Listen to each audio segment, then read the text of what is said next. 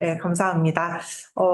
소개받은, 전 장애인복지관에서 일을 하고 있고, 사회복지사로 일을 하고 있습니다. 지금 현장에서 일한 지는 19년 정도 되었고, 처음 일 시작한 게 사회복지사였고, 지금까지 쭉 쉬지 않고 사회복지사로만 일을 하고 있어서, 아마 이 자리에 초대되어진 것 아닐까 싶고, 제가 처음 강의 의뢰받았을 때는 그 발달장애인을 지원하고 조력하는 시민옹호 활동에 대한 소개, 그리고 지원했었던 그런 사례 공유를 중점적으로 좀 이야기를 나눠주면 좋겠다라고 의뢰를 받았었어요. 근데 제가 사실은 이 제안을 받았을 때 저희 기관에서 활동하고 계시는 시민옹호인 분과 좀 심각한 갈등 상황에 있었어요.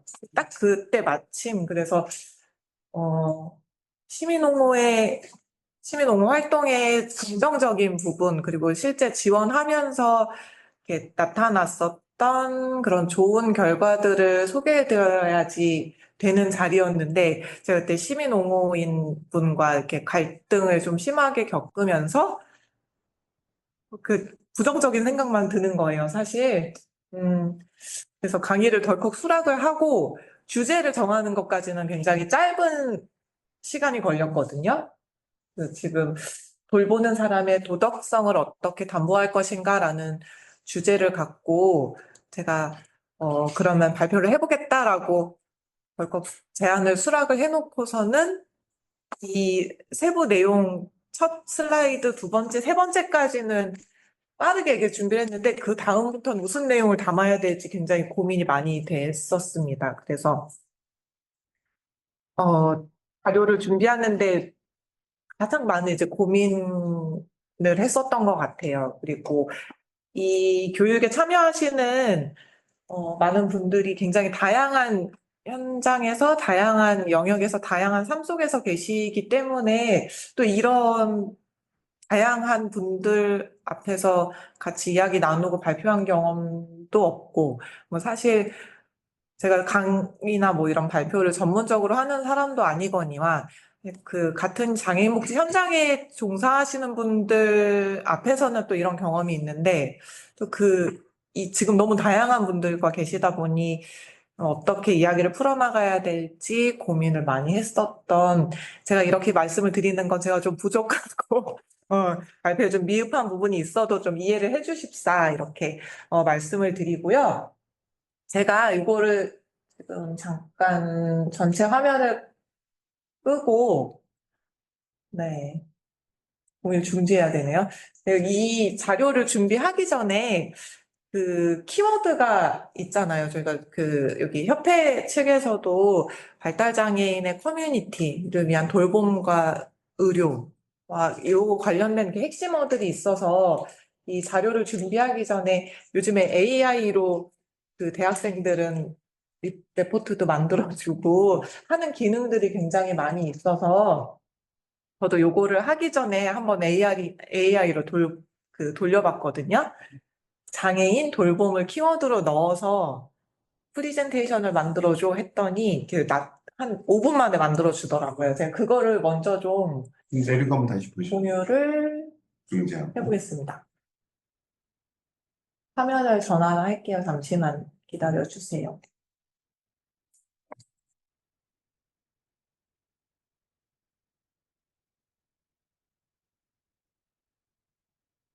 아, 이게 5분 만에 만든 네. AI가.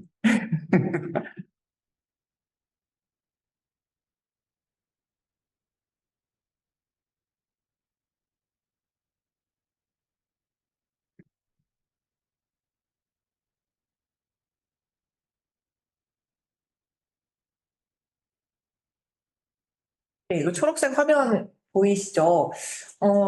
제가 장애인 돌봄 핵심 키워드를 AI에게 부탁을 했더니 이렇게, 네, 12장짜리 슬라이드였던 것 같아요. 5분 만에 만든 것과 제가 정말 고심하고 심혈을 기울여서 만든 것과 어떤 차이가 있을지 이렇게 비교해 보면서 보시는 것도 좀 재미있을 것 같아요. 그래서 장애인 돌봄을 키워드로 넣었더니 이 AI가 장애인 돌봄의 현황과 개선 방안이라는 주제를 잡고 이제 슬라이드를 그 발표 자료를 만들었고요. 일단 장애인의 현황, 돌봄의 필요성, 그리고 현재의 현황, 그리고 발달장애인 돌봄 실태까지 이렇게 주제어를 뽑았더라고요. 그리고 코로나19의 영향, 문제점 및 개선 방안, 그리고 미래 방향 및 재원 이렇게 소 제목들이 나타났고, 현재 이제 현황도 2022년 기준으로 해서 나타났고, 고령화로 그 장애인 인구가 증가 추세에 있다. 그리고 장애인 1인 가구의 비율이 상승하고 있다. 그리고 장애 유형별 분포, 장애인 돌봄의 중요성.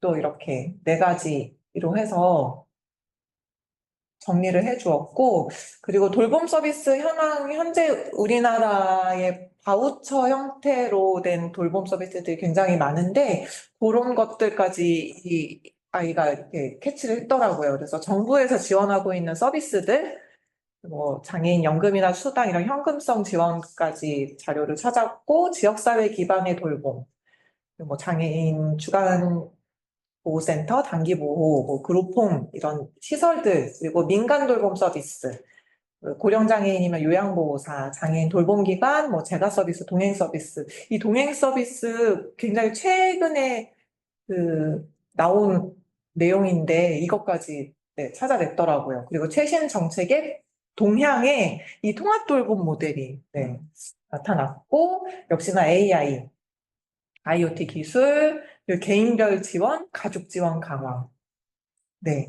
근데 저 정말로 솔직하게 말씀드리면 제가 다 만들고 나서 이거를 한 건데 AI가 제가 한 거를 어떻게 훔쳐봤는지 요 키워드들을 이렇게 담아서 해서 저도 되게 놀랐어요. 그래서 이 자리에서 좀 공유를 하고 싶었고 그리고 최근에 이슈되고 있는 그 발달장애인 돌봄에 대한 그 자료도 이렇게 나타났습니다. 발달장애인의 특수한 네, 돌봄 욕구가 있습니다. 작년 6월에 실행된 그 최종증 발달장애인 통합돌봄과 관련된 그 내용들로 이렇게 잡아내줬고, 그리고 통합돌봄의 서비스 현황, 그리고 최종증 발달장애인 돌봄의 현황. 그래서 그 발달장애인 돌봄 실태를 볼 수 있었고, 그 장애아동 돌봄 현황, 그리고 코로나19 지난주 강의하셨던 그 손설학 대표님께서도 코로나19 전후로 이 돌봄에 대한 이슈의 주제가 많이 방향이 바뀌었다라고 말씀해 주셨는데, 이 AI도 이렇게 역시나 코로나19로 인한 장애인 돌봄의 어려움들을 좀 부각시켜서 내용을 만들었고, 현재 문제점, 서비스 접근성 문제, 돌봄 인력 부족, 그리고 전문성의 부재, 그리고 개별화된 서비스가 부족하다. 너무 똑똑하죠? 네. 그리고 해외 장애인 돌봄 정책의 사례들. 선진 국가에서는 이러한 네, 돌봄의 지원 체계를 갖고 있고 네, 한국에서의 적용 및 시사점까지 이렇게 뽑아냈습니다. 우리나라에서는 그래서 어떻게 개선을 해 나가야 될지에 대한 이제 결론으로 이렇게 가고 미래 장애인 돌봄에 대해서는 기술 혁신, AI나 IoT 기반 그리고 자립생활 지원 강화, 사회적인 인식 개선, 약간 통상적인 내용들도 나오긴 하지만 조금 진짜 AI를 무시할 수만은 없구나라는 내용들로 볼 수 있었고 이제 결론 및 제언입니다. 이렇게 해서 슬라이드가 끝나거든요.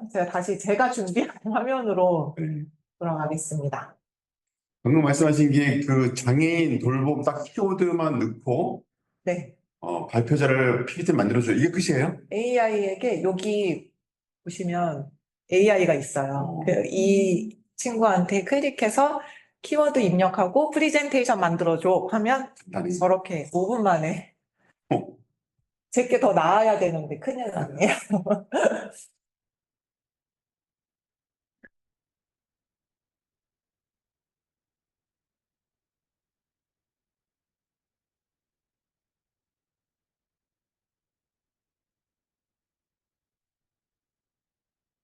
네, 그래서 다시 가보도록 하겠습니다. 그 AI가 생성해준 내용들이 제가 지금 발표에서 말씀드리고자 하는 흐름들의 내용을 많이 담고 있는 것도 있고, 좀 통상적으로 약간 이론서에 나올 만한 내용들이 아까 AI가 발표 자료를 만들어낸 거에 들어있었다면 저는 이제 현장에서 실제로 지원하면서 경험했었던 내용들을 위주로 말씀을 드리려고 해서 아까 말씀드린 것처럼 좀 비교해 보시면서 보시면 좋을 것 같아요. 네. 한 가지 여기 계신 분들께 질문을 드릴 텐데 제가 실제로 이제 그 복지관이나 이제 공공시설의 화장실 이렇게 이용을 할 때 화장실 이용을 하고 이건 제가 흘린 쓰레기는 아니고 이게 제가 이용하기 전 사람이 떨어뜨린 휴지인데 이거 혹시 주워서 쓰레기통에 버리시나요? 우리 집이면 당연히 네, 주워서 버리실 텐데 이게 다른 공공기관 시설물이나 외부 뭐 카페, 화장실이나 했을 때 없네요. 네. 그렇죠. 이게 약간 뭐 뭐 사회적인 도덕성과 이제 연결이 될까 싶은데 제가 이 제목으로 첫 슬라이드를 이걸 되게 빠르게 만들었어요. 이 그림들을 결합을 해서 이걸 한번 질문을 드려보고 싶다라고 해서 이 그림을 한번 넣어봤고 이 두 번째 그림은 네.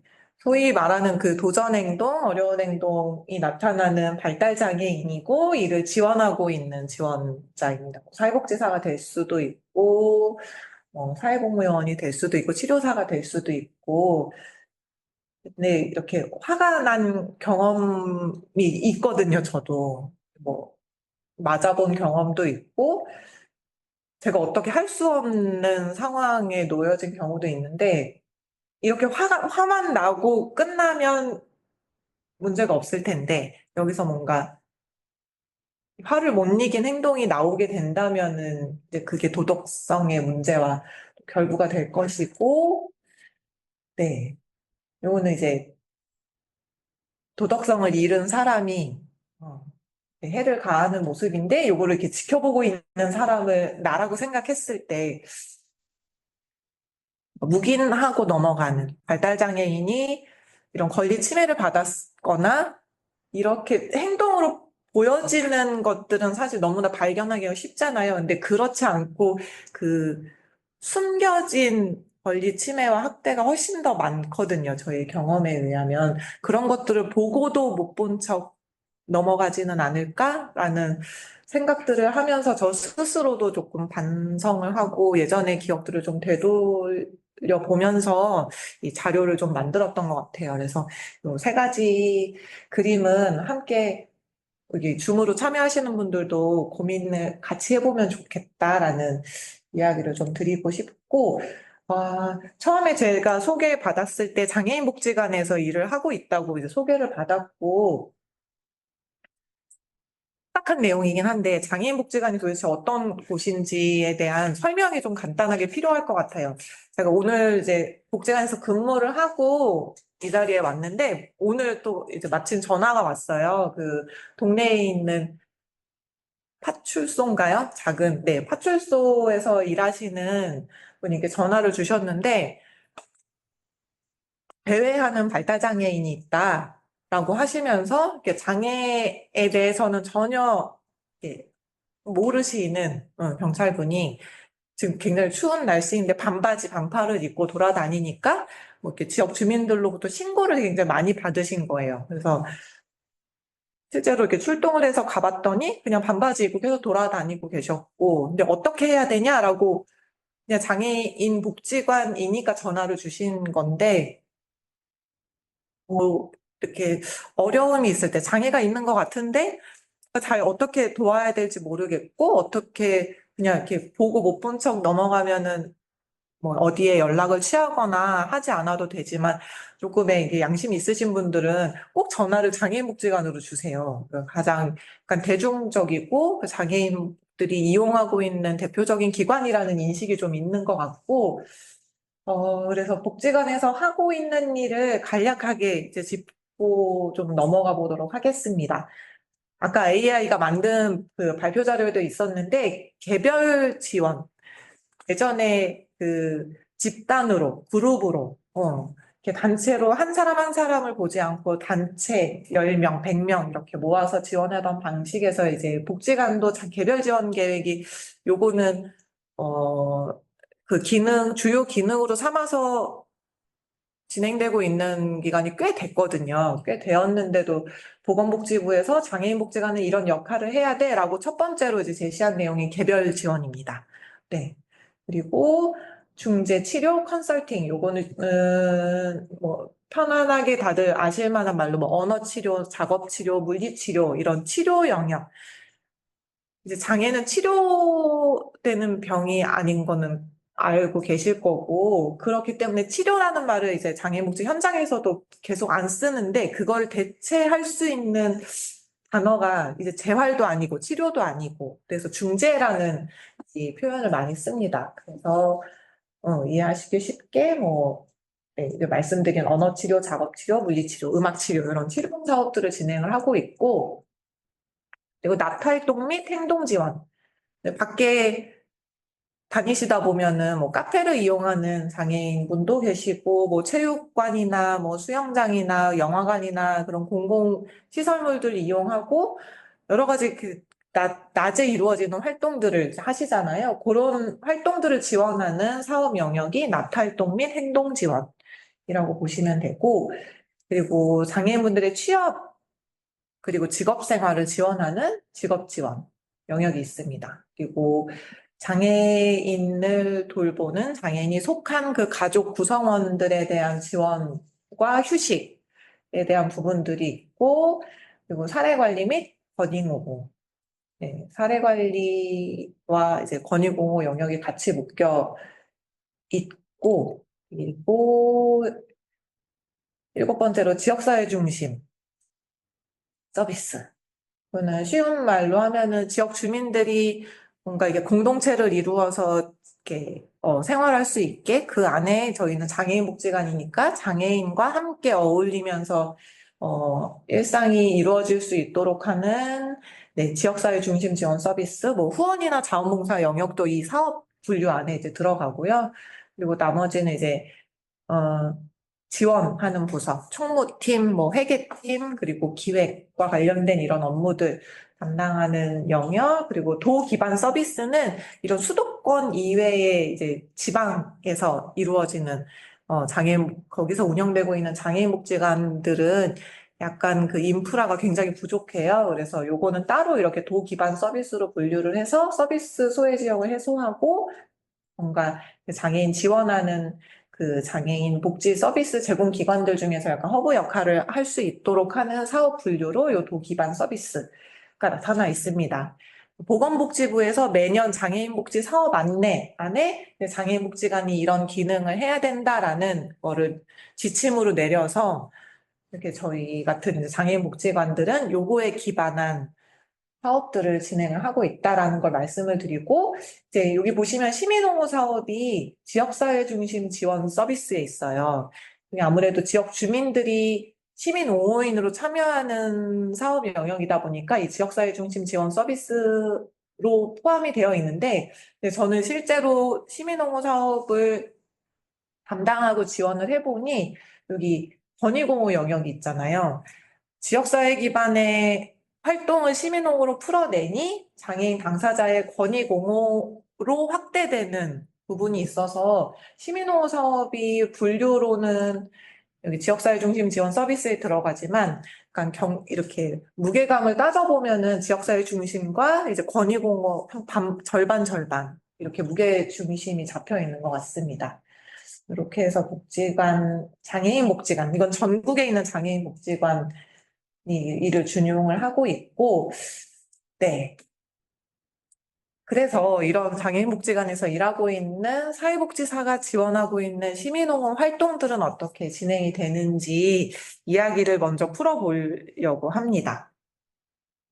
제가 맡은 주제에 키워드를 세 가지로 한번 뽑아봤거든요.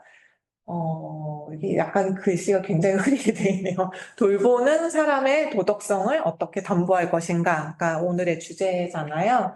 첫 번째로 돌봄을 키워드로 삼아봤고, 두 번째로 사람, 그리고 도덕성. 마지막으로 해서 한번 같이 이야기를 나눠보려고 합니다. 잘 정리했죠? 네. 네, 정리를 이렇게 한 만큼 좀 잘 풀어 나가야 될 텐데, 우선은 말을 좀 이렇게 돌봄에 대한 시작을 하기 전에, 지난주에 손설학 대표님께서도 이렇게 진행을 해주셨던, 언급을 해주셨던 부분이었던 것 같아요. 그 장애인 패러다임, 장애를 지원하는 현장에서, 그리고 서구 복지 선진국이라고 하는 그 서구 사회에서는 장애인을 바라보고 지원하는 그 흐름을 어떻게 가져가고 있냐라는 거를 한 번 더 짚고 넘어가야 합니다. 그래서 지난주에 손설학 대표님께서 언급해 주셨지만 저도 한 번 더 말씀을 드리고 가고 싶고요. 네.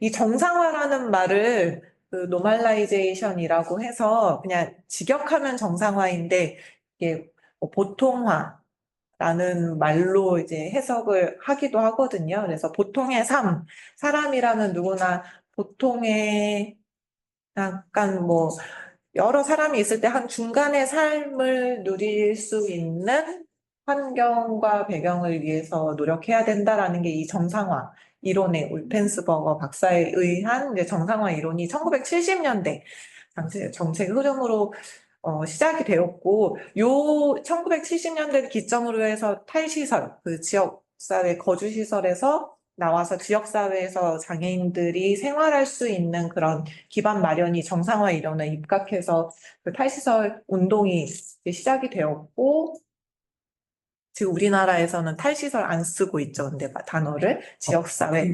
네.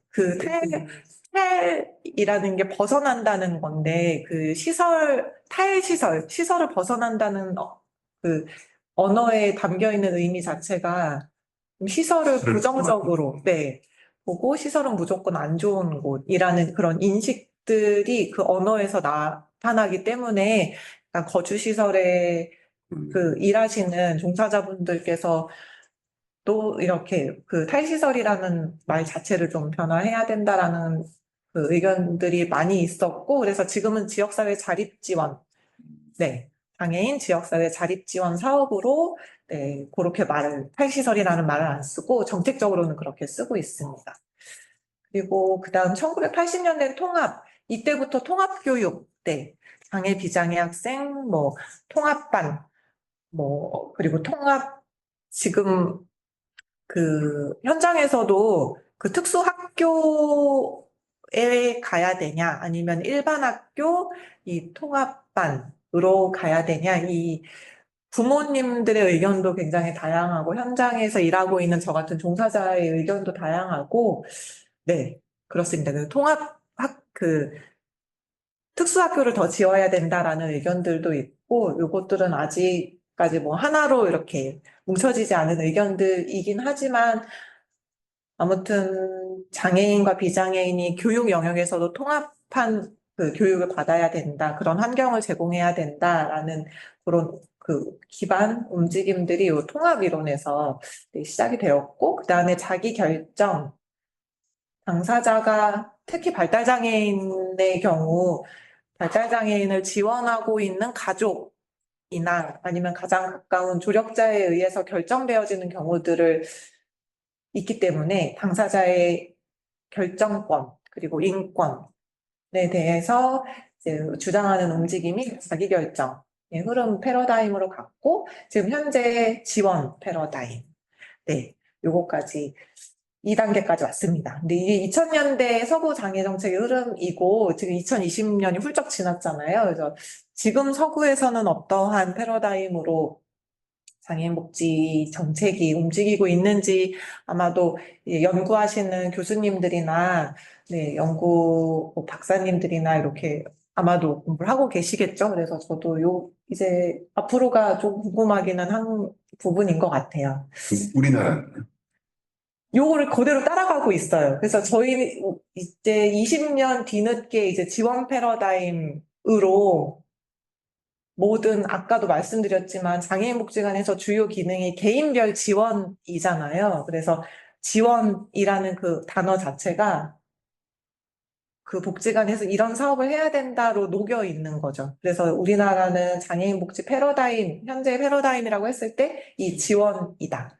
그래서 이 지원을 잘 하는 것에 대한 의미의 해석이 여기 보시면은 최상의 이익과 최선의 해석이 있죠. 최상의 이익은 예전 제가 처음 사회복지사로 일을 시작한 게 2006년인데 그때까지만 해도 뭔가 복지하면은 다 같이 여러 사람 자원봉사자 막 100명이 모여서 김장을 막 담궈서 그걸 이렇게 박스로 포장하고 각 집에 배달을 하는 모습이나 뭐 연탄찌개 지고 연탄을 나르는 모습이나 그런 물질적으로 최상의 것을 확보해서 복지가 필요한 사람에게 전달하는 그거를 복지라고 했었는데 이제는 최선의 해석이라고 합니다. 이거는 장애인 분야에서 특히나 그 뒷부분에도 이야기를 하겠지만 발달장애인의 의사소통을 위해서 AI까지 나왔잖아요. 의사소통을 잘 할 수 있도록 이 사람이 원하는 게 뭐고 지금 어떠한 기분이고 어떠한 지원을 받고 싶은지에 대해서 해석할 수 있는 능력이 있어야 좋은 지원자, 좋은 사회복지사라고 이제는 인정을 하거든요. 그래서 이제 최상의 이익, 물질적인 최상의 이익이 아니라 최선의 해석을 위해서 지원하는 사람들이 노력을 해야 된다. 이 노력하는 방법은 뭐 여러 가지가 있겠죠. 그래서 장애인 복지 패러다임은 지원을 하는 패러다임이기 때문에 우리 현장에서 지원하는 저 같은 사람들은 최선의 해석을 하기 위해서 노력을 해야 된다. 라는 것이 우리나라에서 현재 갖고 있는 기조라고 말씀을 드리고요. 그래서 이런 흐름 속에 있는데 하나씩 한번 꺼내 보도록 하겠습니다. 이제 돌봄입니다. 돌봄과 사랑과 그리고 도덕성이죠. 제가 이 키워드를 빼면서 그 사전에 검색을 해봤어요. 그래서 돌봄은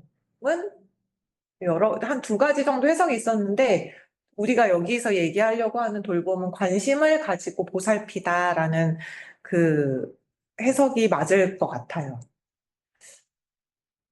네, 보시면 자료를 쭉 만들다 보니까 그냥 그 하나로만 이해하기에는 또 어려움이 있더라고요. 그래서 돌봄도 그 미묘한 의미의 차이가 있다. 그래서 하나를 보면 건강하게 아프지 않게 무탈하게 라는 뜻의 돌봄. 이거는 건강하냐, 건강하지 않냐로 그거를, 따지는 것이 아니라 누구나 건강한 생활을 유지하거나 증진할 수 있고 건강의 회복을 돕는 행위다. 그걸 돌봄이라고 한다라고 이제 내용을 이렇게 본다면 또 하나의 차이는 조력한다라는 내용으로 또 해석할 수도 있을 것 같아요. 그래서 돌봄이 필요한 사람이 내 삶을 살도록 돕고 지원한다.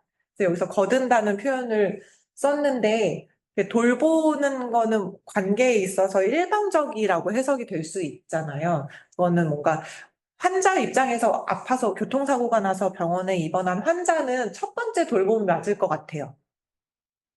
그래서 내가 건강을 회복할 수 있도록 돌봄이 필요한 상태, 병원에 입원한 환자라던가 아니면은 어르신 중에서도 이렇게 거동이 불편하신 어르신분들의 뭐 이렇게 뭐 체위를 변경해 드린다던가 욕창이 생기지 않도록 지원하는 거는 이 첫 번째 돌봄으로 해석이 될 수 있을 것 같고 발달장애인 영역에서의 돌봄은 이 조력 쪽이 조금 더 가깝지 않을까라는 두 가지 이제 미묘한 차이를 먼저 좀 언급을 하고 넘어가 보도록 하겠습니다. 돌봄의 키워드를 검색을 해보니까 또 굉장히 많은 자료들이, 내용들이 나오더라고요. 지금 하나 생각난 게 반려견 돌봄센터라는 곳이 있는 거 아시나요? 반려견도 반려견 호텔은 들어간. 돌봄을 해주는 곳이 있대요. 또 노원구였던 것 같은데 그 뭐 명절이나 이럴 때 주인이 장기간 이렇게 집을 비우고 뭐 여행 등으로 인해서 이렇게 돌볼 사람이 없을 때 그 반려견을 돌볼 수 있도록 이렇게 만들어진 센터가 있더라고요. 그래서 제가 그거 연휴 때만 한대요. 연휴 그쵸? 연휴 때. 연휴 때. 네, 아 연휴 때만 네, 아 그렇고 그래서 그때만 한다고 하더라고요. 아, 상시가 아니라 네, 전 그렇게 알고 있어요. 그래서 있을만하네요. 그쵸. 그래서 근데 지금. 맞아요. 자료를 찾아보니까 그런 반려견의 돌봄까지 나왔다는 거는 정말 사람에 대한 돌봄은 그것보다 훨씬 더 중하게 그리고 지금 가장 필요하고 시급하기 때문에 계속 이 돌봄에 대한 이슈가 계속 이루어지는 거 아닌가라고 생각이 들었고 이제 올해 보건복지부에서 매번 이제 매 해년마다 주요 업무 추진 계획을 발표를 하는데 그 중에 이제 수요자 맞춤형 돌봄 안전망을 구축하겠다라는 내용이 있어요. 그래서 그걸 조금 가지고 정리를 해봤습니다. 첫 번째가 통합돌봄 지원 체계 마련이고, 지금 요거는 2026년 3월 시행을 목표로 지금 서울에서도 시범 사업이 시작되었고 한 내용이고, 이제 장애인 돌봄을 강화하겠다라고 해서 작년 24년 6월에 최중증 발달 장애인 네, 돌봄에 대한 사업이 이제 정책이 시행이 됐잖아요. 근데 그거에 플러스 해서 24시간 긴급 돌봄센터를 2개소를 신설을 한다고 합니다, 올해. 그리고 의료 집중형 거주시설 시범 도입. 요거에 대해서 내용을 제가 아는 범위에서 살짝 드리면, 어, 과거에 탈시설이라고 그 이야기가 됐었던 장애인 지역사회 자립 지원을 위해서 거주시설에서 살고 계시는 당사자분들이 지역사회로 많이 나오셨어요. 지역사회로 많이 나오셨고, 그렇게 되면은 거주시설은 기본적으로 일하는 그 인력이 있고 공간이 있는데 장애인분들이 지역사회로 나가시게 되면은 그 빈자리가 있고, 그럼 거주시설, 기존에 운영해오던 거주시설은 어떤 기능을 해야 될까라는 또 고민들이 같이 곁들여져 왔거든요. 근데 그거에 대한 이제 해답인 것 같아요. 그 보건복지부에서도 그런 장애인 거주시설 해서 인원이 감축이 되니까 기존의 시설을 의료 집중형. 근데 의료 지원이 꼭 필요한 당사자들이 지역사회로 나가서 여러 또 지원 돌봄을 받으면서 살 수도 있겠지만 좀 생명과 직결된 부분이기도 해서 이거는 정말 집중 의료 지원이 필요한 당사자의 경우는 의료 집중형으로 거주시설의 기능을 좀 전환을 해서 네, 시범적으로 운영을 해보겠다라는 뜻으로 이제 해석이 됩니다. 그리고 발달 재활 서비스의 확대 부분도 있고요. 그리고 돌봄에 대해서 요즘 뭐 고독사도 있고 은둔형 청년 네, 많이 이슈가 되고 있는데 그 내용들을 담은 게 신돌봄 수요의 대응이라고 보시면 되고 고독사 위기 대응 시스템 구축 그리고 전 국민 마음 투자 네, 요거는 우울증이나 그런 정신적인 정서적인 어려움을 겪는 국민들에 대한 뭐 지원을 하겠다라는 내용으로 보여지고요. 돌봄 인프라를 확충을 하겠다라는 내용으로 해서 올해 보건복지부에서도 이렇게 주요 업무 추진 계획을 수립한 것으로 보입니다. 그래서 첫 번째 그 통합돌봄지원법이 공식적으로는 이제 의료, 요양 등 지역 돌봄의 통합 지원에 관한 법률이에요. 그래서 내년 3월 시행을 앞두고 있고 제가 일조 목적만 한번 짚고 넘어가도록 하겠습니다. 네, 노쇠, 장애, 질병, 사고 등으로 일상생활 수행에 어려움을 겪는 사람이 살던 곳에서, 네, 내가 살던 곳에서 계속해서 건강한 생활을 영위할 수 있도록 여러 이제 돌봄 지원 체계를 연계해서 국민의 건강하고 인간다운 생활을 유지하기 위한, 네, 법으로 이제 제정이 되었고, 네, 시행을 앞두고 있습니다. 여기에 이제 장애가 들어가기 때문에 제가 요 내용을 한번, 네, 같이 공유하고 가면 좋겠다라고 생각을 했고, 네. 보건복지부에서 그 정책 브리핑 인터넷 자료에 이제 올라와 있는 요 통합 지원 그에 관한 이렇게 체계도예요. 진행을 어떻게 할 것인가에 대해서 제가 좀 이렇게 면밀하게 좀 살펴봤는데 오늘 발표를 해야 되니까 그 내용을 좀 같이 설명을 드리면 통합 지원이 필요한 대상자는 노인과 장애인으로 구분이 되고요.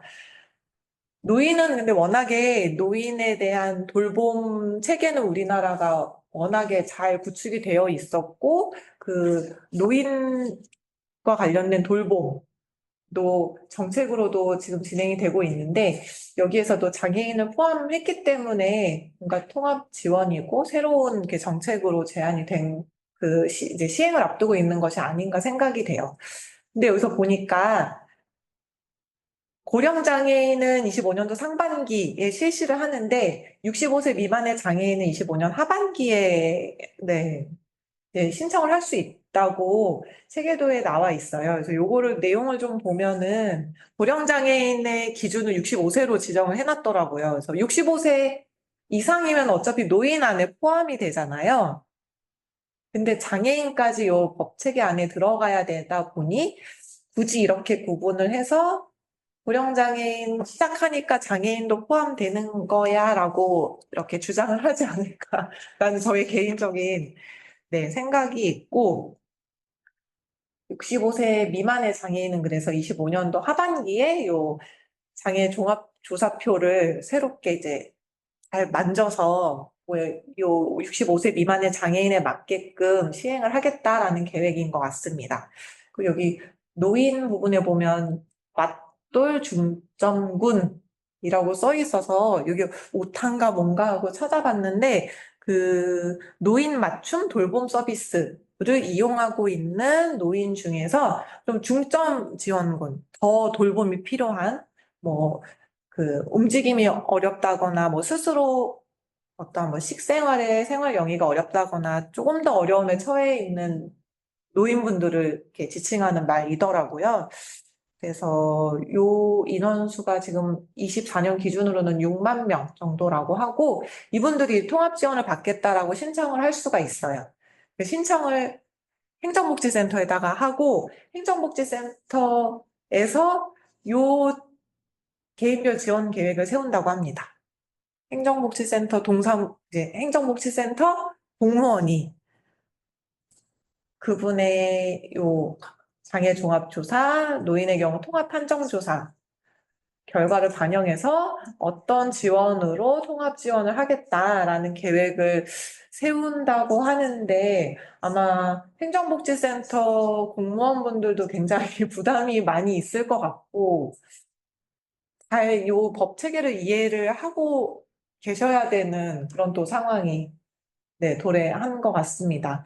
워낙 그 요양 노인 쪽에 그 장기요양은 건강보험공단에서 통합한정조사를 기존에 해왔었기 때문에 요 전문기관으로 건보공단이 지정이 된 것 같고 장애인 같은 경우는 활동지원 그 판정조사, 종합조사를 할 때 국민연금공단에서 하기 때문에 이렇게 전문기관 두 기관에서 조사를 하고 요거에 대한 종합 판정 결과를 갖고 개인별로 어떻게 통합 지원을 할 것인가에 대한 계획을 수립하는 것으로 보입니다. 그리고 요 계획 안에는 어떤 서비스를 연계하고 제공할 것인가. 지금은 여기 4가지 분야로 나왔는데 보건의료, 건강관리, 일상생활 돌봄, 장기요양. 이렇게 되어 있고요. 노인이나 장애인이나 상관없이 공통적인 부분으로 연계되는 서비스가 있고 노인에게 적용되는 장애인에게 적용되는 이렇게 구분을 해서 지원 체계도를 보건복지부에서 제시를 했고 요 영역이 5개 영역인데 보건의료, 건강, 요양, 돌봄, 주거까지 되겠습니다. 저는 이제 현장에서 장애인 복지 현장에서 일을 하기 때문에 요 장애 부분을 조금 이렇게 세밀하게 봤는데 기존에 다 해왔던 것들이거든요. 뭐 공공에서든 민간에서든 지원이 계속 되고 있었던 서비스 내용들인데 요거를 그냥 한 번에 행정복지센터에 신청하면 뭔가 한 번에 연계하고 신청할 수 있도록 해준다라는 네, 취지로 해석을 해야 될 것 같습니다. 네. 이제 1년 남았는데, 그러니까 나라에서도 준비를 잘 해야 될 것 같고, 서울은 지금 보니까 어제 기사가 나왔던 것 같아요. 어제 기사가 나와서 이제 4개 자치구에서 시범 사업으로 운영을 한다고 이제 기사를 또 볼 수 있었고, 네. 통합 돌봄 정책에 대해서는 이렇게 한번 살펴봤고요.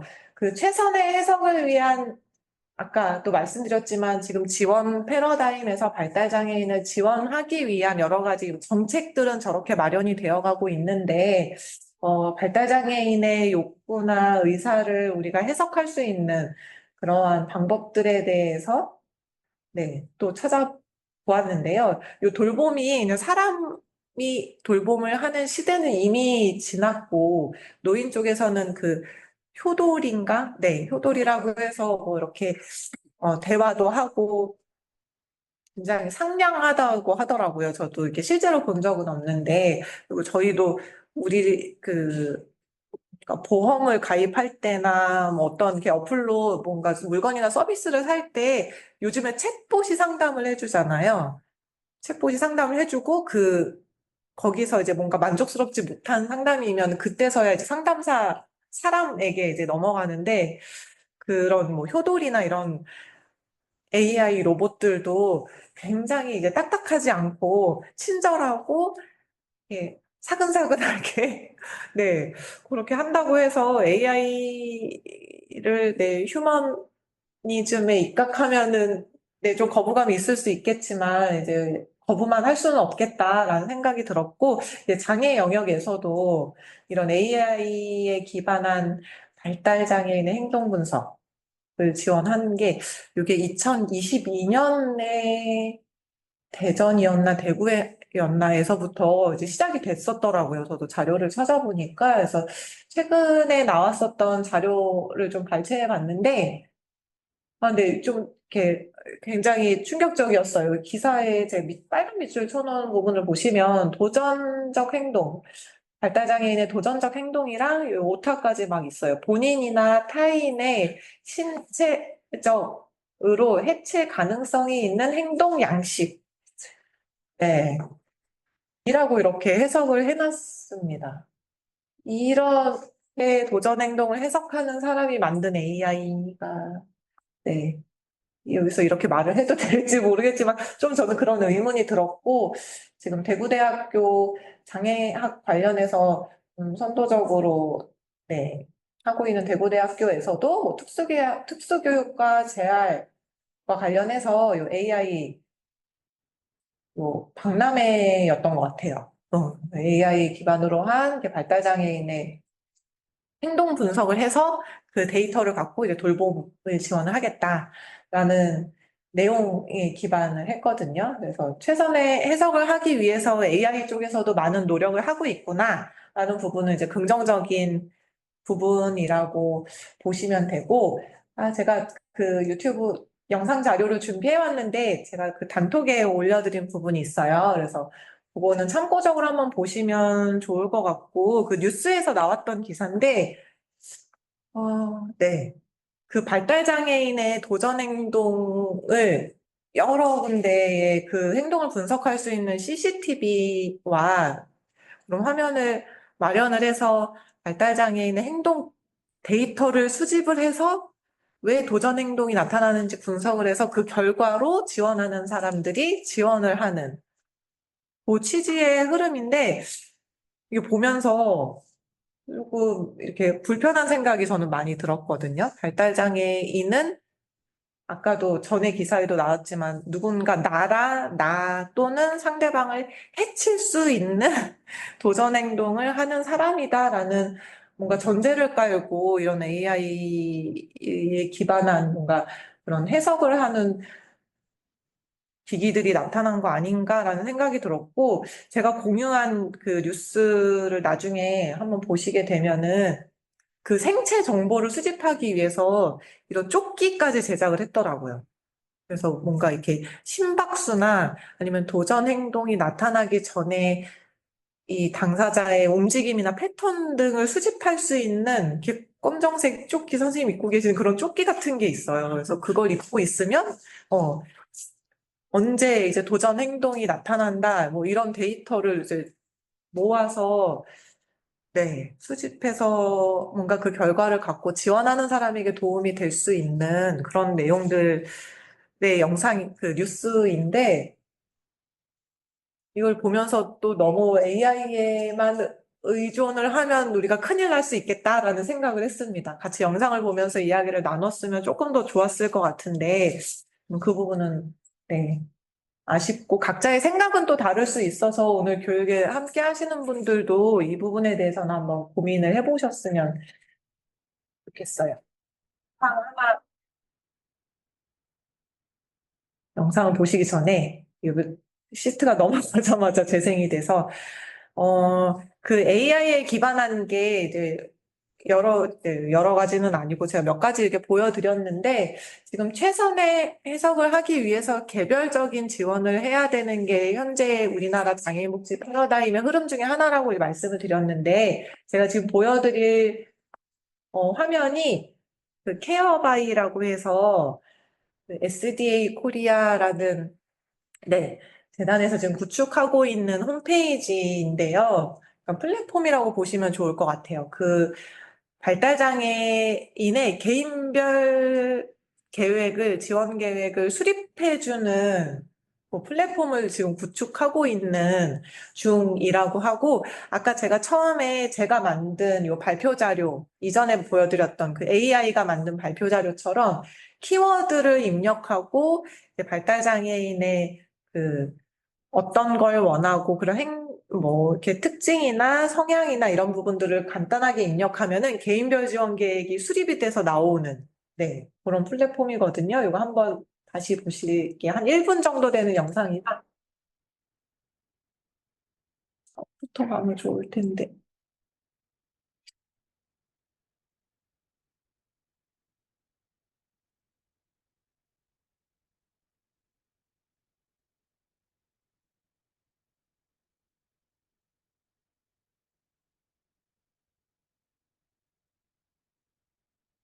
구축 단계라서 일단 로그인을 하시면은 여기 이렇게 케어 플랜, 네, 케어 링크 이렇게 나오거든요. 그래서 요 순서대로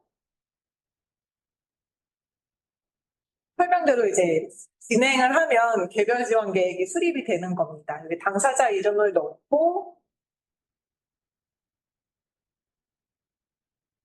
여기 어떤 파일을 업로드하게 되어 있어요. 그래서 당사자를 네, 당사자에 대한 약간 기본 정보 정도만 이제 집어 넣으면 아까 같이 개인별 지원 계획이 수립이 돼서 나오는 건데 이런 것도 뭔가 사람이 1대1로 만나서 당사자를 만나서 뭐 그 사람을 알아가고 하는 과정들, 그리고 계획을 세우는 과정들을 조금 더 AI가 축약해서 시간을 단축하고 세워줄 수 있는 그런 기능들까지 지금, 네, 구축이 되고 있는 상황인 거를 좀 공유를 드리고 싶었고, 제가 요 사이트 주소거든요. 그래서 요거를 링크가 여기서 열리지가 않아서 요 내용도 혹시 필요하시면은, 여기다가, 네, 단톡에다가 한번 올려드리도록 하겠습니다.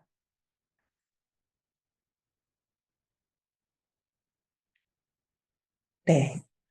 벌써 50분의 시간이 지나서 제가 돌봄과 관련해서는 거의 AI와 지금 현재 우리가 이제 모르고 있는 영역에서 움직이고 있는 돌봄의 지원 체계들에 대해서 한번 말씀을 드렸고, 이제 요거는 인공지능의 영역인 거고, 이제는 사람이 돌보는 내용으로 해서 조금 화제를 전환을 해서 지금까지는 너무 약간 딱딱하고 전문적인 이런 내용이었는데, 요 다음 8시부터 시작할 내용은 저의 경험담을 좀 많이 담아서 사람과 도덕성에 관한 주제로 풀어가 보도록 하겠습니다. 잠깐 휴식하시고 8시에 시작하겠습니다. 네. 네.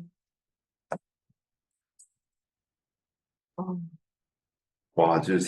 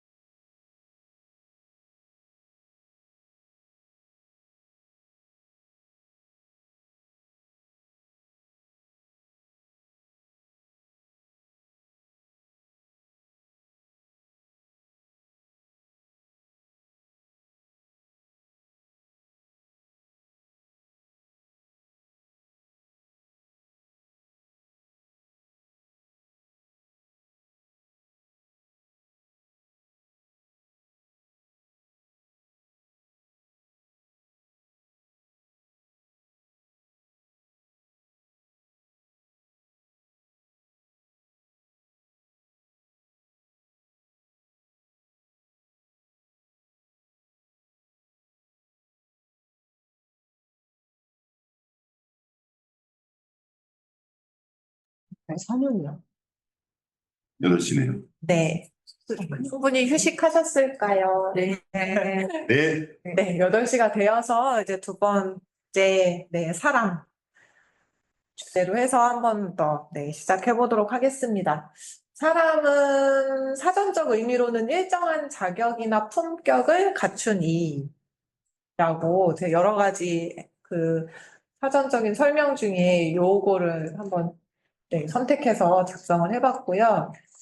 돌보는 사람이 정말 많이 늘어났고, 돌봄의 수요가 늘어나면서 이제 돌볼 사람이 이제 없어진, 돌봄을 받는 사람 말고, 돌보는 사람을 구하기도 힘든, 이제 현재라고 이야기들을 하는데, 돌보는 사람은 어떤 직종으로 일을 하고 있을까? 한번 생각나는 대로 쭉 적어봤어요. 굉장히 많은 네, 돌보는 사람들이 있었고, 그리고 적으면서 거의 끝으로 이제 생각나서 추가해서 적은 게 영케어러거든요. 영케어러도 가족을 돌보는 청년으로 해서 영케어러에 대한 지원도 국가에서 하고 있는 정책이나 이런 부분들이 많이 늘어나는 거.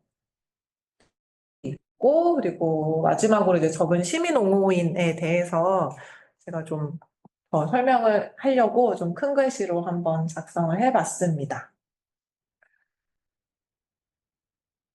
저는 복지관에서 일을 하고 있다 보니까 이제 점점 없던 게 생겨나요. 그 돌보는 사람의, 그 사람의 도덕성을 뭔가 어떻게 증명을 해야 되냐라는 것들이 계속 나오면서 이런 범죄 조회가 필수 서류가 되었잖아요.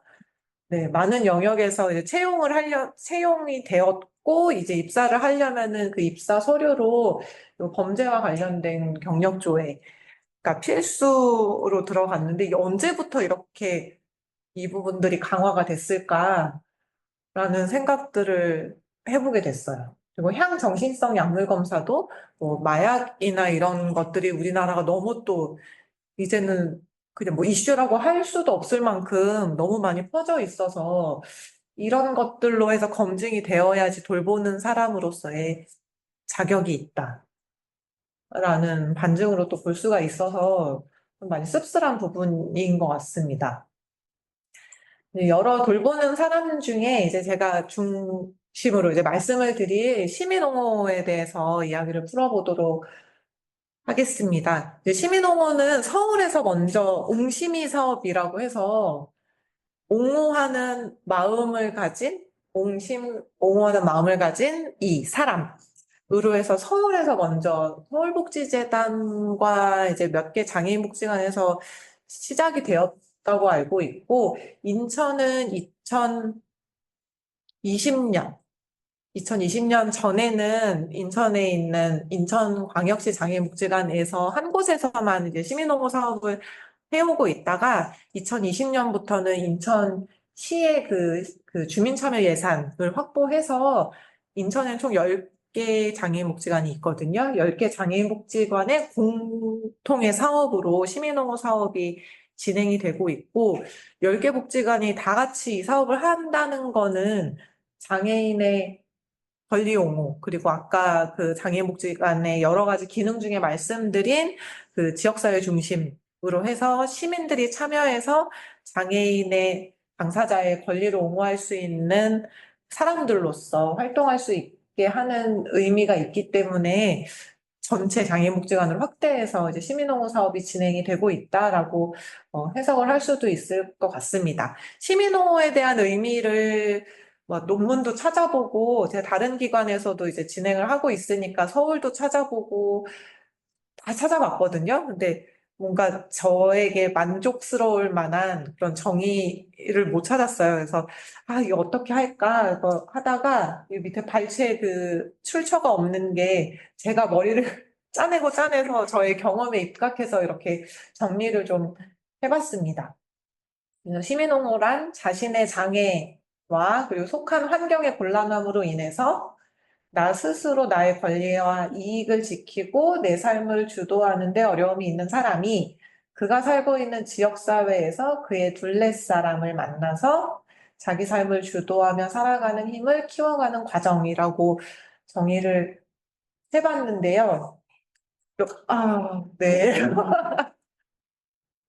썼다 지웠다 썼다 지웠다 되게 많이 했어요. 이게 뭔가 저 개인의 정의이기는 하지만 그래도 여기 교육에 참여하신 분들께서 시민옹호라는 게 낯설 수도 있고 처음 접하는 개념이실 수도 있어서 뭔가 네, 정확한 정의를 최대한 해야 되겠다라는 생각으로 해서 이렇게 작성을 해봤고 이렇게 진하게 볼드 글씨체가 주요한 포인트인 것 같아요. 장애인이 그냥 장애만 있다고 해서 자기 옹호를 못하거나 어려움이 있는 건 아니거든요. 근데 장애와 그리고 주변에서 나를 옹호해줄 사람이 없는 환경에 있는 당사자. 만약 가족이 있고 주변에 뭐 친구가 있고 나를 지원해주는 뭐 사회복지사, 학교 선생님이 있다고 해도 나를 옹호해주지 않는 사람들이 있을 수 있잖아요. 그런 환경에 있는 당사자가 내 삶을 주도하기 위해서 내가 살고 있는 지역사회에서, 내가 살고 있는 동네에서 둘레 사람을 만나서, 네, 옹호할 수 있도록, 그리고 옹호를 받기도 하고, 내가 스스로 옹호할 수 있도록 하는 과정 전반을 이제 시민옹호라고 정의를 해봤습니다.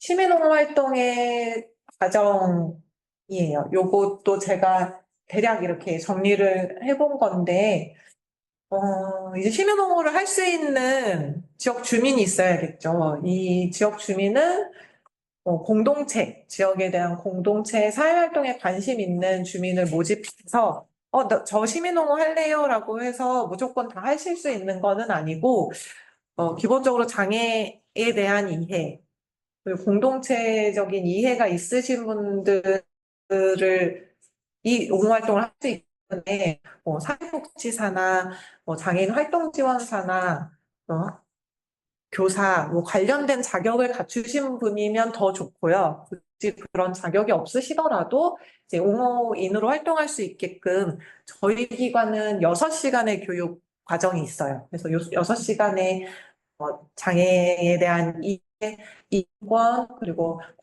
권익 옹호하는 그런 방법이나 과정 이런 카테고리로 해서 그 커리큘럼을 짜서 6시간의 교육을 들으실 수 있도록 지원을 하고 그리고 실습이라고 돼 있는데 이거는 저희 기관에서는 이제 올해부터 실습을 진행을 하려고 하는데 장애인을 만나본 경험이 없으신 분들이 의외로 많아요. 그냥 이렇게 지나가다가 그냥 휠체어 탄 사람이 장애인인가 보다. 요 정도의 이해만 갖고 계신 분들이 생각보다 많으시기 때문에 이제 실제로 장애인과 대면해서 대화할 수 있는 기회조차 없으셨겠죠. 그래서 복지관으로 이제 교육을 받으신 옹호인 분들 모셔서 기관에서 이루어지는 다양한 활동에 좀 참여하실 수 있게끔, 쉬운 말로 뭐 자원봉사 그냥 하실 수 있는 기회를 마련을 해드려서 대화하고, 소통하는 방법부터 뭔가 시민 옹호인으로 활동할 수 있는 그런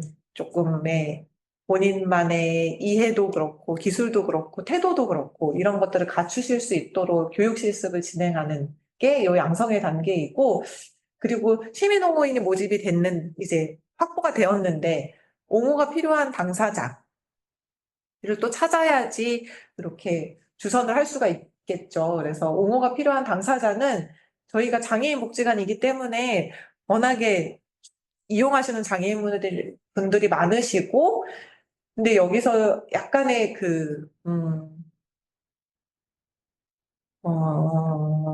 어려움이 있어요. 찾는데요. 네.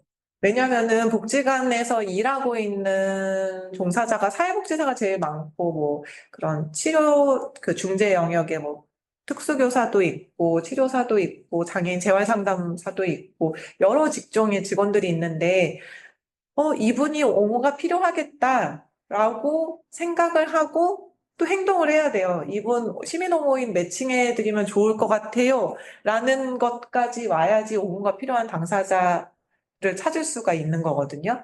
복지관에서 종사하고 있는 아직까지 시민 옹호인이지만 시민 옹호하면 아직도 잘 그게 뭐야? 한 번도 들어본 적 없어라고 생각하는 게 아직까지 지역사회 인식이기 때문에 지역에서 뭔가 이렇게 당사자분 있으니까 옹호인 좀 매칭해 주세요. 이렇게 오는 경우는 한 번도 없었단 말이에요. 그래서 이 당사자를 지원하는 저희 같은 종사자들이 조금 더 적극적으로 옹호가 필요한 당사자를 찾아야 되는데 한마디로 능동적이지 않고 적극적이지 않고 그냥 이렇게 월급쟁이로서만 이제 직장을 다닌다라고 하면은 굳이 이거를 네, 적극적으로 하지 않는 또 종사자들도 있으니까 약간 요거의 필요에 대해서 전체 복지관 직원들이 공유하고 공감하고 그렇게 해서 좀 많이 이렇게 옹호가 필요한 분이 계시면은 옹호 담당자에게 좀 알려달라 이런 과정들이 또 필요합니다. 그렇게 하고 당사자도 이 시민옹호가 그냥 쉬운 말로 동네 친구 사귀는 거라고 이제 설명을 드리는데 근데 요거를 잘 이해하실 수 있게 내가 뭔가 누군가 새로운 사람을 만나서 당신의 권리를 옹호해줄 사람을 주선할 거예요 라고 설명하면 너무 어렵고 이제 감이 오지 않으니까 좋아하는 취미 활동을 같이 할 수 있는 동네 사람 그리고 뭐, 가끔씩 뭐 외식하고 싶을 때, 혼자서 먹기 조금 이렇게 민망하고 불편하니까 그럴 때 연락해서 같이 짜장면 먹으러 갈 수 있는 사람, 요 정도로 이제 소개를 하고, 당사자도, 그러면은 나 소개 받을래요? 라고 해야지 이제 매칭이 되는 거니까, 그 과정들이 좀 정성이 많이 들어가는 과정이고요. 가장 어려운 건 이 만남의 주선입니다. 이거를 저도 이제 시민옹호 사업의 실무 담당자를 해봤었는데, 사실 친구 사귈 때, 그냥 내가 주도할 수 있으면은, 나랑 조금 약간 케미가 맞는 사람을 찾아서 먼저 말을 건다거나, 아니면은 커피 한 잔 살 거 두 잔 사서, 이거 두 개 샀으니까 한 잔 마셔라면서 관계를 틀 수가 있는데, 이제 장애인 당사자분들이 적극적으로 그렇게 주도해서 관계를 맺는 것이 어려우니까 저희가 이렇게 주선을 하는 거잖아요. 근데 뭐 성향이 안 맞을 수도 있고, 매칭을 했는데, 주선을 했는데 성향이 안 맞을 수 있고, 나 이 사람이랑 뭔가 좀 불편함을 느낄 수도 있고, 그건 옹호인도 마찬가지예요. 옹호인도 처음 만났을 때부터 이렇게 친밀감이 쌓이지는 않지만 약간 나랑 좀 이렇게 케미가 맞는 사람이 이게 감으로 올 수 있잖아요. 근데 그런 것들을 그 시민옹호 담당 실무자가 가상을 해서 좀 이렇게 시뮬레이션을 돌려봐서 이분과 이분 좀 활동 괜찮겠다, 주선해도 괜찮겠다라는 짐작만으로 이렇게 주선을 하기 때문에 이거 되게 좀 어려운 일이에요. 관계를 그래도 1차적인 인위적인 작업을 통해서 지원을 해야 된다는 게 좀 많이 어렵더라고요, 저는. 그래서 이렇게 주선을 하고 그냥 속된 말로 파토가 난 경우도 있고 정말 이렇게 두 분 다 너무 좋다, 좋은 친구 사귀었다라고 이야기하는 경우들도 있고 그렇습니다. 그리고 이제 만남을 주선을 하면은 이제 그 다음부터는 두 분이 약속을 잡고 활동을 하세요. 그래서 뭐 친구 만날 때 누군가 일방적으로 약속을 잡지는 않잖아요. 그래서 기본적인 저기는 있습니다. 기본적으로 뭐 너무 한 달에 한 번, 두 달에 한 번 이렇게 만나면 두 분 만나니까 관계 형성에 좀 어려움이 있으니까 일주일에 한 번 정도 연락 취하고 아니면 또는 직접 만날 수 있도록 이렇게 시민 옹호인에게 권고를 하고요. 그리고 그걸 기본으로 해서 상호 간의 만남의 일정 약속을 잡도록 하고 자유로운 만남을 진행을 합니다. 카톡이 편한 분들도 계시잖아요. 요즘에 뭐 전화나 직접 만나는 것보다 그러한 것들까지 같이 고려해서 대면 만남을 원하시면은 대면 만남을 좀 활발하게 하시는 짝들도 있으시고 그렇지 않고 이렇게 온라인 상으로 SNS나 카톡이나 그렇게 관계를 만들어가는 걸 원하시는 분들은 그렇게 활동을 위주로 하시는 경우들도 있습니다. 이 과정에서 시민옹호인은 옹호 활동에 대한 기록을 이제 남기게 돼요. 그래서 그거를 기록으로 만남에 대한 내용을 남기시고 그냥 뭐 몇 월 며칠 몇 시 어디에서 만나서 뭐 같이 치맥을 했다. 그냥 이렇게만 남기는 건 아니고 서로 이제 감정적으로 이렇게 공유했었던, 교류했었던 내용들과 시민 옹호인이 생각했을 때의 그런 느낌 아니면 이분이 얘기하다 보니까 이전과 다르게 좀 뭔가 많이 주눅 들어 있고 어떤 부분에서 좀 어려움이 있어 보이는데 좀 살펴봐야 할 것 같다라는 일지들을 이렇게 적어서 주시기도 해요. 그러면은 시민홍어 담당하고 있는 사회복지사가 그런 부분들을 다 한 달에 한 번씩 이렇게 그 기록한 일지를 주시거든요. 그걸 검토해보고 뭔가 당연히 당사자에게 지원이 필요하다 하면은 그거는 이제 기관 차원에서 한 번 더 당사자 분을 지원하는 뭐 전화 통화를 할 수도 있고 직접 찾아갈 수도 있고 하는 과정들이 있습니다. 그리고 정기 간담회는 옹호인분들은 옹호인분들끼리 이제 간담회를 하기도 하고 장애인 당사자분들도 이 옹호 활동에 대해서 어떻게 생각하시는지 만족하시는지 불편한 건 없으신지 이런 것들을 시민옹호 담당 실무자가 최소 한 달에 한 번 이상 만나거나 전화를 해서 의견을 또 여쭤보고 요 주선한 만남에 서로 뭔가 한쪽은 좋은데 한쪽은 싫을 수도 있고 이런 것들을 좀 중재하는 과정들을 네, 가집니다. 그런 과정들이 이 만남과 이별의 중개하고 이제 작성을 했어요. 그래서 정말 좋은 시너지가 나는 경우도 있고 또 아닌 경우도 덜어 있고 그렇습니다. 이렇게 시민홍 활동의 과정들은 이렇게 진행이 되고요. 그리고 뭐 이사를 간다거나 아니면은 뭐 취업 준비를 위해서 옹호인이 바빠질 수도 있고 장애인 당사자가 나 이제 너무 이제 피곤하고 그만 만나고 싶다라고 이제 거절하는 만남을 이제 끝내는 경우들도 있고, 네. 그런 것들은 친구를 만날 때도 자연스러운 부분이니까, 근데 이거를 어떻게든지 끊기지 않게 하려고 지원하는 사회복지사도 있고, 그래요. 근데 이거 최대한 정말 자만추, 자연스러운 만남으로 인식을 해야지 이걸 실무에서 담당하고 있는 사람도 시민옹호를 자연스러운 사업이 아니라 자연스러운 옹호 과정의 일환으로 생각하고 지원을 할 수가 있더라고요. 네, 경험으로 이제 말씀을 드렸고, 그 옹호 활동, 제가 최근에 작년 거 일지를 이렇게 뒤져서 좀 공유하고 싶었던 내용들을 좀 캡처를 해왔습니다. 여기에 있는 내용은, 왼쪽에 있는 내용은 엄마도 지적장애이고, 아들도 지적장애예요. 근데 아들이 이제 성인이 되었는데, 지금 이렇게 뭐 특수절도 이런 것들이 있죠. 지금 구치소에 있는 상황이고, 그 엄마를 지원하는 시민 옹호인께서 이제 작성을 하신 내용입니다. 좀 이렇게 같이 자녀를 키우는 입장에서의 옹호인 분과 이제 매칭이 되었는데, 자녀에 대한 엄마의 마음, 이런 부분들을 좀 들어주시고 공감하시면서 활동하신 내용을 좀 기록을 한 거고요. 이 오른쪽에 있는 내용은 또래예요. 언니가 지적장애이고 이제 동생이랑 나이 차이가 몇 살 차이가 안 나서 이제 언니라고 얘기를 하는데 그냥 뭐 일상적인 내용이죠. 친구 만나서 친구 생일일 때 뭐 소소한 선물 하나 주면서 마카롱도 만들러 가고 이제 문구 저기 뭐 펜 같은 게 필요해서 그뭐 구입하러 문구점에 가고 그리고 처음에는 여기 밑에 부분 보시면은 처음에는 옹호 활동을 시작했을 때는 이제 시민 옹호인이 주도를 했었던 거예요. 언니 뭐 할래요? 뭐 하고 싶어요? 이렇게 물어보고 근데 이제 경험이 풍부한 당사자는 나 뭐 하고 싶다 이렇게 얘기하겠지만 그런 일상의 경험들이 많지 않은 당사자는 뭘 하겠다 이게 선뜻 얘기하기가 쉽지가 않거든요. 그래서 처음에는 시민옹호인 본인이 좀 주도를 했었는데 만남이 계속 될수록 나 오늘은 뭐 하고 싶다 우리 다음에 뭐 할까 이렇게 언니가 얘기를 해줬다 이런 부분들이 너무 좋다라고 이제 기록을 해준 내용이고요.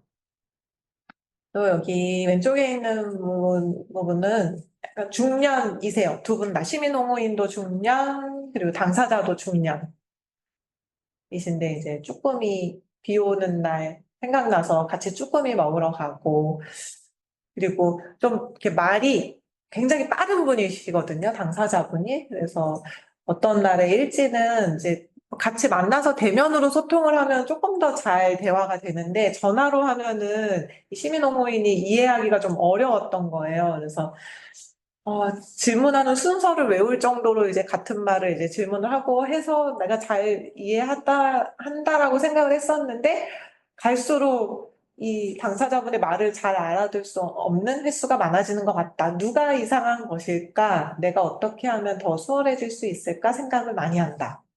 이런 내용을 적어 주셨어요. 저희는 시민홍어 사업을 담당하는 실무 입장에서 이런 고민들을 적어 주실 때가 가장 이렇게 좋은 것 같아요. 이런 내용을 일지에 담아 주시면 저희가 피드백을 또 드리기도 하고 그렇습니다. 여기도 연락이 뜸해서 조금 속상하다, 이런 어떤 걱정이 있고, 뭐 어떤 일이 있는 건 아닌가 걱정된다라는 일지도 있었고, 여기도 이게 젊은 시민옹호인과 활동하는 분들이에요. 이런 거 보면은 굉장히 마음이 따뜻해지는 부분들이 있습니다. 이건 좋은 부분을 이제 긍정적인 부분을 말씀을 드렸고, 근데 지원을 하다 보니까 당사자와 장애인과 비장애인의 관계가 너무 명확한 팀이 있어요.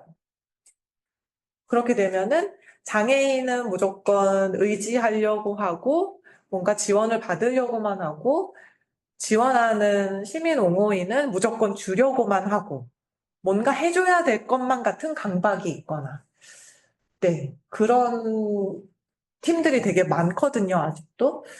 여기 작년에 박사학위 논문 중에 제가 발췌한 내용인데, 밑줄 친 부분 보시면 피용호인 당사자가 원하는 바를 존중하고 원하는 바가 이루어지게 해주는 게 아니라 이룰 수 있도록 지원하는 거잖아요. 이게 시민옹호 활동의 가장 이상적인 모습인데, 근데 장애인은 사회적 약자, 뭔가 취약계층, 돌봄이 필요한 사람이라는 사회적인 인식이 아직도 많고, 그 시절을 살아온 시민 옹호인도 그렇고, 장애인 당사자도 그렇고, 이 장애인 당사자가 스스로 존중을 받을 수 있는 기회를 주고, 자기의 상황을, 자기의 삶을 통제하고 스스로 주도할 수 있도록 지원하는 게 아직은 너무 어색한 거예요. 당사자도 그렇고, 시민 옹호인도 그렇고. 이게 장애인은 의존 현상.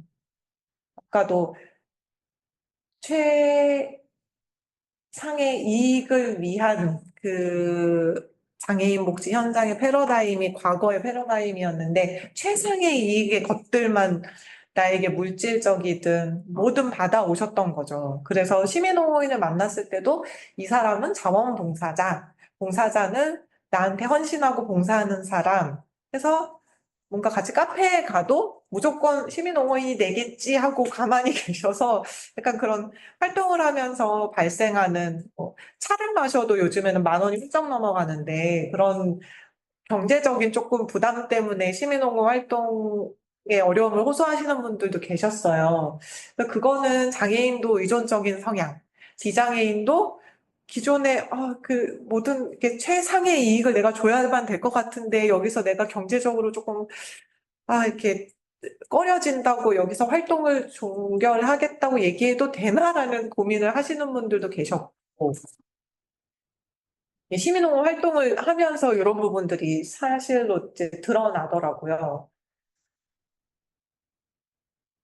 최선의 이익, 네. 기존의 전문가와 이용자 사이. 그러니까 전문가는 돌봄과 사회 서비스를 제공하는 지원자이겠죠. 뭐 사회복지사가 됐든, 뭐 의사, 간호사, 치료사, 재활 상담사, 모든 그런 전문가라고 불리워지는 집단이 사회적인 취약계층, 약자를 그냥 최선의 이익의 관점으로 지원하는 방식에 이제 고착이 되어 있으면은, 네, 안 되는 부분이 있고, 그렇기 때문에 이제 장애인 복지관에서 시민옹호 활동을 지원을 하면서 이런 것들을 계속 깨트려 나가고 있는, 상황이라고 좀 이해를 해주시면 좋습니다.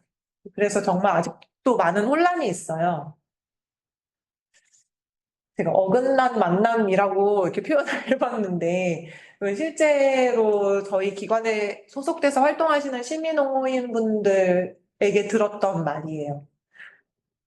그렇게 주선을 했는데, 만남을 주선을 했는데, 내가 주선받은 발달장애인이 별로 장애인 같지가 않아서 그냥 그만 만나고 싶다라고 이야기한 시민옹호인 분이 계셨어요.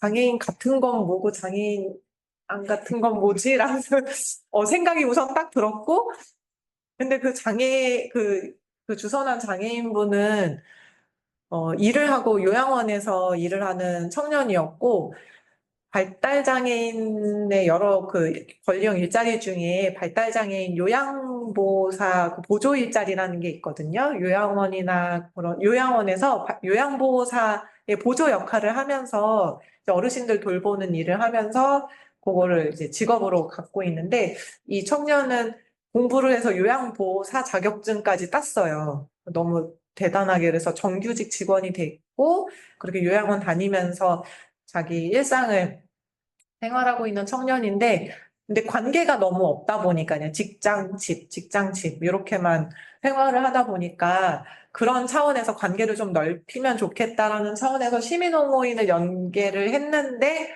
정작 시민옹호인은 장애인 같지 않아서 별로 이 활동에 의미가 없다라고 생각을 하셨던 것 같아요.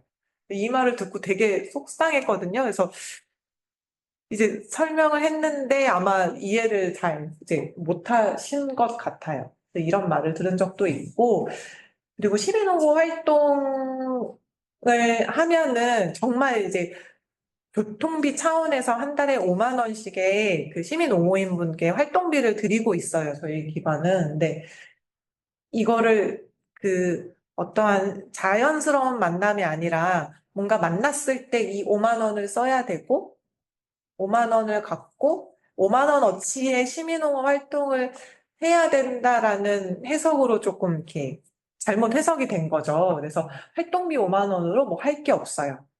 우린 요거를 그냥 5만 원어치 활동을 해주세요라고 드린 것이 아니었는데, 이게 좀 잘못 막 이렇게, 이해된 부분이 있어서 요것도 추가적인 이제 설명과 그런 시민 옹호인을 지원하는 과정이 필요했고, 요거 첫 번째랑 좀 비슷한데, 혼자서 다 잘해서 내가 도와줄 게 없는 것 같아요. 이거 마찬가지로 내가 뭔가 이익을 줘야만 하는 입장으로만 생각을 한 거죠. 도와주라고 이 시민홍 활동을 매칭한 거는 아니잖아요. 정말 자연스러운 관계, 만남을 하면서 뭐 굳이 돈을 안 써도 되고 전화 연락이나 SNS만 해도 됨에도 불구하고 뭔가 도와줘야만 될 것 같아. 라는 그런 생각에 갇혀 계신 분이 있었고, 그리고 장애인 당사자가 이제, 옹호인과 활동을 그만하고 싶다라고 표현을 했는데, 그걸 이제 용납을 못하신 시민 옹호인도 계셨어요. 그래서 여러 가지 이렇게 이유를 다시면서 나는 사회적으로 이런 이렇게 의미 있는 역할을 하고 있는데 당사자가 나를 거부할 수는 없다라는 인식을 갖고 계셨던 것 같아요. 이런 상황이 있을 때 중재하는 게 굉장히 어려운 부분인 것 같아요. 그래서 뭔가 그냥 그만할래요? 활동을 그만할래요? 하고 했을 때 네, 그만하세요라고 끝낼 수만은 없는 게 이게 시민 옹호인도 장애인 당사자도 옹호에 대한 잘못된 인식으로 끝나버리면은 안 되는 거니까 그거에 대해서 충분히 이해를 해드리고 최선의 해석을 할 수 있도록 옹호인은 자세를 갖춰야 되는 거고 장애인 당사자도 뭔가 자원봉사자로서 이 관계를 다 만들어서는 안 된다. 그러니까 봉사를 받는 사람이 아니라 내 주도의 생활을 할 수 있는 사람이다라는 인식을 계속 드릴 수 있도록 이제 설명을 계속 하는 과정들이 가장 정성이 많이 들어가는 과정으로 이제 봤습니다. 그래서 여러 이제 돌봄을 지원하는 사람들에 대해서 그리고 이제 시민옹호에 대해서 조금 더 깊이 있게 한번 이야기를 나눠봤고요. 이제 마지막으로 도덕성입니다. 이 도덕성이 되게 철학적인 말이더라고요. 그냥 교과서에서 배웠던 학교 다닐 때 배웠던 그냥 도덕이 아니라 모럴리티라고 해서 철학에서 나온 용어고 이제 개인이 선과 악을 구별하고 옳고 그름을 판단하여 도덕적 규범을 준수하려는 태도로 이제 그 해석이 되어 있었고 혹시 누군지 아시겠지요? 엠법방인가? 박사방. 네, 성착취문. 맞습니다. 아, 글쎄. 네.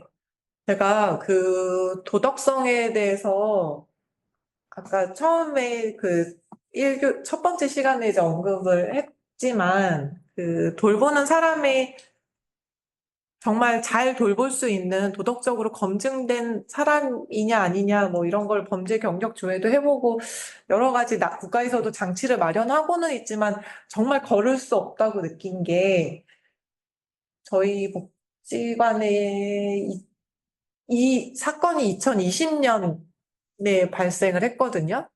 제가 정확하게 기억을 하는 게 2019년도에 우리 복지관에서 봉사활동을 했었어요. 아, 그래요? 네, 그래서 그리고 저희 팀의 그 어떤 활동에서 봉사활동을 했었고 기자가 연락이 왔어요. 그 이 사건이 터지고 나서 봉사활동을 저희 기관 말고도 굉장히 여러 곳에서 봉사활동을 했고 워낙에 거주지가 인천 미추홀구고 학교도 이제 그 지역에서 나왔기 때문에 그렇게 봉사활동을 많이 다녔고 그중에 한 기관이 저희 기관이었고 근데 자원봉사자이고 그때가 학생 신분이었나 그랬던 것 같아요. 이렇게 여러 명이 같이 오고 그렇게 해서 봉사활동을 하고 가고 했었는데 뒤늦게 알고 보니까 너무 소름이 돋더라고요.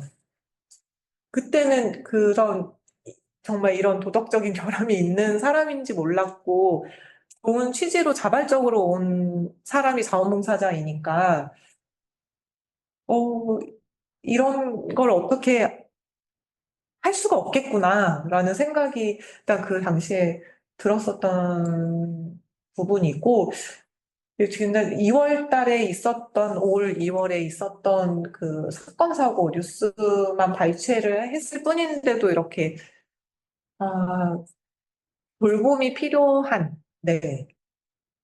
약자라는 표현이 좀 부적절한 것 같기는 하지만 돌봄이 필요한 약한 사람을 상대로 해서 있었던 그런 뭐 학대나 네, 그런 내용들입니다. 근데 학교는 아직 교실마다 그 CCTV가 없기는 하지만 CCTV가 요즘에 굉장히 많이 정말 많이 늘어나서 저희들을 다 지켜보고 있잖아요. 근데 하물며 이런 발달센터 같은 곳은 그 치료실마다 CCTV가 거의 다 있거든요. 근데 그게 CCTV가 설치된 거를 아는데도 불구하고 이런 부도덕한 행동을 하는 거는 과연 어떤 연유에서일까 이런 생각들이 떠올랐습니다. 이건 아직 뭐 네, 조사 중인 내용들이기 때문에 뭔가 더 깊게 얘기는 할 수 없겠고, 이게 도덕성의 문제다 아니다라고도 결론 지을 수는 없는 문제인 것 같지만, 여기서 말씀드리고자 하는 거는 돌봄이 필요한 사람을 돌보는 사람을 어떻게 검증을 할 수가 있고, 정말 그 도덕성을 어떻게 담보할 수 있냐에 대해서 우리가 다 같이 생각을 해보고 고민이 필요한 부분이기 때문에 좀 불편한, 네, 마음이 좀 아픈 내용이긴 하지만 하나의 시트로 좀 마련을 해봤고요. 요거는 제가 작성한 거고, 캡처한 내용이 요즘에 돌봄이 아까도 말씀드렸지만 사회 서비스 바우처로 돌봄이 많이 이루어지고 있잖아요. 근데 그 바우처로 제공되는 돌봄의 여러 형태들 중에서 부정수급, 음, 그 요양 쪽에서 몇 억이라고 그랬었던 것 같아요. 그 기억이 안 나네요. 돌봄을 제공하는 인력들이, 사람들이 뭔가 부도덕한 행동을 함으로써 이런 부정수급이나 장애인 당사자의 권리를 좀 침해하는 내용들이 뉴스에 계속 나오고, 그렇기 때문에 이 바우처를 관리하는, 뭐 정부 기관에서도 이 클린센터라는 사이트예요. 바우처 클린센터. 바우처 클린센터를 통해서 신고 접수를 받아요. 이런 부정수급이나 권리 침해나 이런 내용들이 있을 때 인터넷상에서 신고할 수 있는 그 채널이 있는데 제가 거기에 작년에만 신고한 거를 따져보니까 한 세네 건 정도가 되더라고요. 작년에만. 그래서 거기에 이제 접수했었던 내용들을 좀 캡처를 해온 건데, 장애인 활동지원사에 의해서 권리 침해를 받았었던 당사자의 이야기입니다. 근데 장애인 활동지원사도 돌봄을 제공하는 사람이고, 저도 발달장애인을 지원하는 사회복지사잖아요. 근데 저에게 이 당사자가 와서 그 핸드폰에 녹취된 거를 들려준 내용을 그대로 쓴 거거든요. 여기 밑에 보시면 뭔가 협박과 그런 약간 폭언들이 이루어집니다. 전화상에서는 누구도 이렇게 지켜보는 사람이 없고, 이렇게 제보가 될 줄을 몰랐을 거예요, 아마. 그래서 활동지원사로 10년 넘게 어렸을 때부터 활동지원 일을 했었던 활동지원사가 그간의 그런 굉장히 막역한 사이가 되었겠죠. 10년 넘게 지원을 했으니. 그래서 자기 마음대로 뭔가 일도 했었고, 그리고 마음대로 이 당사자를 이렇게 정서적인 부분, 감정적인 부분을 건드려 가면서 포원을 했었던 내용들을 제가 직접 듣고 여기에다가 신고를 한 거고요.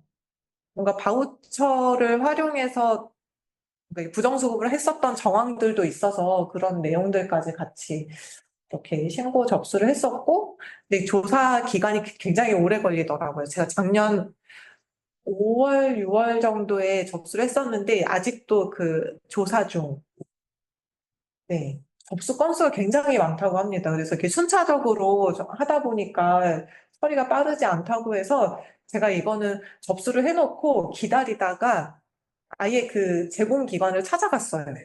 네, 그 담당하는 바우처 담당 주무관한테도 전화를 해서 사실을 알리고 이 활동 지원 제공기관에도 찾아가서 이 상황들을 알리고 좀 이렇게 빨리 당사자가 이런 폭언이나 이런 어려움에서 벗어날 수 있도록 좀 지원했었던 네, 과정이고 네, 요것도 마찬가지로 그 가사감병 도우미였던 것 같아요. 여기는 활동지원사가 아니라 바우처 카드를 마음대로 갖고 다니고 근데 이거는 한번 생각을 해보면 좋을 것 같아요. 가사감병이니까 집안 청소나 그 가사 지원을 하는데 당사자가 집안 비밀번호를 알려줘요. 요즘엔 다 번호로 이렇게 누르고 들어가니까 비밀번호를 알려주고 이거 누르고 들어오면 돼요. 왜냐면 뭐 벨 누르고 또 공동 현관을 열어주고 또 벨 누르면 현관을 열어주고 하는 게 번거로우니까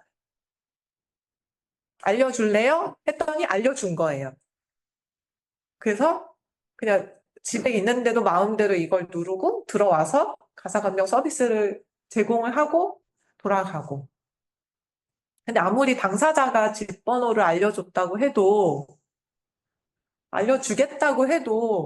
이게 만약에 비장애인의 집이었으면 발달장애인이 아니라 비장애인의 집이었고 그 사람이 알려준다고 했을 때 이게 그냥 내 집처럼 드나드는 거잖아요. 그 사람이 뭐 샤워를 하고 나온 상황에 벨을 누르고 키패드를 누르는 것도 아니고 그냥 내가 도착했을 때 그냥 무감각하게 누르고 들어가서 돌봄 서비스를 제공하고 나오는 이 상황들이 굉장히 옳지 않다고 생각을 했거든요. 그래서 그런 내용에 대해서 그리고 바우처 카드를 이 지원자가 갖고 다니는 그런 부분들에 있어서 이제 신고를 했었던 부분이고요. 그리고 직접 건의 공호를 지금 하고 있죠. 네. 당사자를 지원하고 있는 이제 저의 이야기인데, 요거 하면서 이제 마무리하고 혹시 이렇게 이야기 나눌 내용들은 이야기를 나누면 좋을 것 같아요.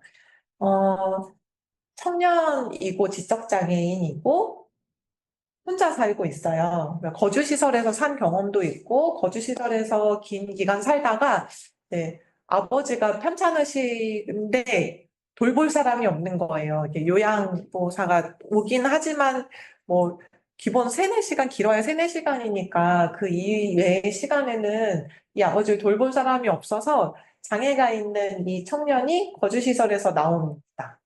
그래서 아버지랑 같이 둘이 살게 됐고, 아버지가 돌아가셨어요. 돌아가신 다음에 이제 혼자 살고 있는데, 혼자 아버지랑 같이 살던 집에 남겨지게 되니까, 이 큰아버지가 불안하다, 안 되겠다. 너 혼자 어떻게 사냐 해서 그룹홈을 알아보셔서 이제 그룹홈으로 이사를 합니다. 근데 시설에서 살아봤다가, 아버지랑 둘이 살다가, 이제 자유가 됐는데 다시 그룹홈에 가니까 너무 싫은 거예요, 이 청년이. 그래서 나오고 싶다, 자립하고 싶다 해서 이제 그 자립의 과정을 제가 좀 도움을 줬었고, 근데 사람들과 어울리는 걸 좋아하는데 이 청년이 어 예, 혼자 있는 걸 좋아하면은 제가 걱정이 안 될 텐데 사람을 만나서 뭔가 같이 어디 가고 오락실을 가고 영화관을 가고 하는데 이 청년이 호구가 되는 거죠. 시쳇말로 호구가 되어서 모든 그 비용을 다 내거나 아니면은 핸드폰 자기 명의로 개통을 해서 그 통신 미납 요금 고지서를 뒤늦게 막 받아서 그런 경제적인 착취 그리고 외식과 충동 구매가 많아서 뭔가 그런 계속 경제적인 관리, 돈 관리에 어려움을 겪고 있어요. 근데 이제 정말 다행스럽게도 이 청년의 예전에 고등학교 때 담당했었던 특수교사 선생님이 계속 졸업한 지 10년이 다 돼가는데도 아직도 지원을 하고 계셨고, 이 집을 구하는 과정과 돈을 모으는 과정에서 저랑 같이 조력을 했거든요. 그래서 저도 이 선생님이 되게 의지가 됐고, 이 선생님도 저를 의지를 하면서 이 청년의 자립의 과정을 지원을 하고 있습니다. 아직까지도 뭐 이런 어려움이 있기는 한데, 이런 권익공호의 과정을 가지고 있고, 뭐 이 청년에 대해서 이게 쓴 일지예요. 요거는. 그리고 요 여성, 네. 여기도 지적장애 여성이고, 가정폭력 피해가 있었고, 그래서 고시원으로 도망쳐 나왔는데, 네, 고시원에서 이런 성폭행 피해를 당했고, 피해 여성 쉼터에서 임시 거주하면서, 이때까지는 장애인이 아니었어요. 근데 이제 쉼터에서 지원하는 선생님이, 조금 뭔가 이렇게 지적인 부분에서, 인지적인 부분에서 어려움이 있는 것 같다고 해서 병원에 같이 갔는데 지난해 9월에 지적장애 판정을 받았습니다. 그렇게 해서 장애인들이 살고 있는 체험주택으로 이제 쉼터를 나와서 이주를 했고, 근데 체험주택은 단기로 살 수 있는 곳이라 집을 마련을 해야지 정말 이제 자립을 할 수 있는 거여서 돈을 모을 수 있도록 이렇게 취업 연계. 그래서 지금 요 요양보호 보조 일자리로 일을 하고 기초생활수급 신청하고 네, 하고 있는데요. 제가 하고 싶은 말은 어, 취업을 했는데 이 요양원에서 어떤 분이 너 어디 살아? 혼자 사니? 뭐 나랑 같이 살래? 이런 어떤 아저씨가 그런 말을 했다고 하고, 그리고 근로계약서는 갑과 을이 작성을 해서 을 걸 받아야 되잖아요, 근로자는. 근데 안 갖고 있는 거예요. 그런 기본적인 그 근로기준법에서 꼭 준수해야 될 사업장과 근로자의 관계에서 이루어져야 될 것들도 이런 그 장애로 인해서 요구를 못하고 잘 알지 못하는 과정들이 있기 때문에 그 지원이 꼭 필요했었던 청년이거든요. 이것도 지금 진행이 되고 있는 그런 이야기들이라 제가 한번 소개를 해봤고, 요것도 제가 요 그 청년을 지원하면서 썼던 과정의 기록들입니다. 이건 나중에 한번 보시면 좋을 것 같고, 어, 네. 이게 마무리를 해야 되는데, 정말 명확한 근거로서 이게 증거로 남길 수 있는 CCTV가 있는 곳에서도 이렇게 돌보는 사람들이 부도덕한 행동을 하고 있는데, 그러면 보이지 않는 사각지대에서는 또 얼마나 많은 권리 침해가 이루어지고, 돌보는 데 있어서 당사자의 자기주도가 존중받지 못하고 있는 걸까라는 그런 생각들이 있었고, 제가 이런 방법이 있을 수 있겠다라고 짧은 소견으로 이렇게 적어봤습니다. 그래서 돌보는 사람의 도덕성을 담보하기 위해서는 일단 당사자가 힘을 좀 갖추어야 되는 게 먼저인 것 같아요. 여러 가지 일상의 경험도 해보고, 사회생활 경험도 해보고, 뭔가 어떤 돌보는 사람의 보호 아래에만 있는 게 아니라, 그냥 부딪혀보고, 실패도 해보고, 이게 다음 강의가 실패할 권리에 관련된 내용이었던 것 같은데, 약간 그런 것들을 산전수전을 다 겪으면서, 이 사람 좋은 사람, 이 사람 나쁜 사람, 이 사람 나의 권리를 침해하는 사람이라는 생각을 할 수 있는, 네, 경험을 좀 많이 해야 된다라는 게 첫 번째고, 두 번째는 돌보는 사람이 한 명이 점유해서는 안 된다고 생각합니다. 이게 아무리 도덕적인 사람도 보는 사람이 없고, 나밖에 없으면 그런 부도덕한 걸 저지를 수밖에 없다고 저는 생각을 하거든요.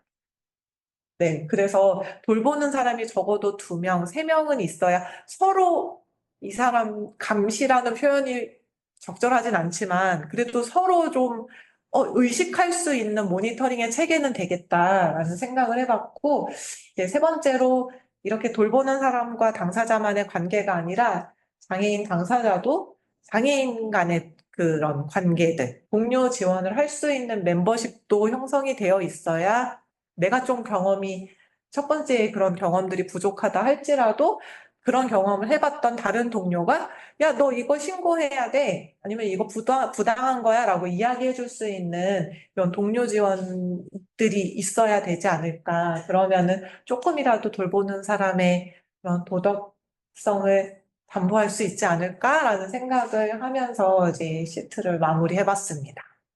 네.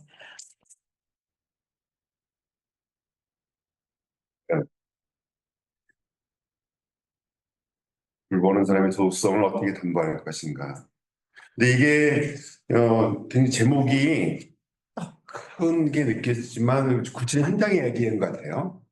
그래서 혹시 온라인에서도 그렇고 여기 참여하신 오프라인에서 참여하신 분들 중에 각자의 경험 속에 이야기를 좀 나누면 더 좋을 것 같아요. 네네. 경험 속의 이야기. 혹시 무슨 얘기 나누실 분 있으면 말씀 부탁드립니다. 온라인에서 하실 분 자유롭게 그 마이크를 제가 켜야 되죠. 그를 음성으로 해제를 어떻게 하죠?